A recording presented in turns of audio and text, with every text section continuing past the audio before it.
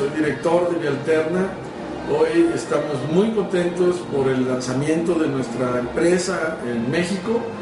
Vialterna es una nueva empresa de telecomunicaciones. Ofrecemos una vía alterna para conectar.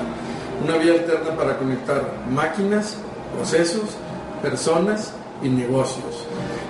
Nuestro modelo de negocio se basa en la prestación de un servicio más que la venta de una tecnología.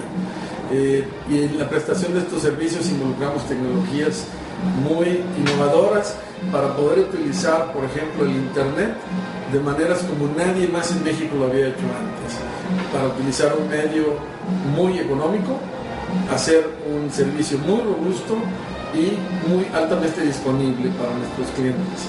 En Vialterna estamos muy contentos de abrir también nuestras oficinas en Lomas de Chapultepec para dar servicio a todos nuestros clientes, atender a nuestros proveedores y socios de negocios. Así que los invitamos a que visiten nuestro sitio www.vialterna.com para que se enteren qué es lo que estamos haciendo. En Vialterna vivimos una vía alterna de hacer las cosas, de alcanzar el éxito de una manera transparente, directa con nuestros clientes, respetuosa, pero siempre encontrando vías alternas a hacer las cosas como una opción a las maneras tradicionales de hacerlo. Así que les invitamos a visitarnos y a que nos inviten también a conocer su problemática, en la que estamos seguros que van a encontrar en nosotros una vía alterna para resolver su situación actual.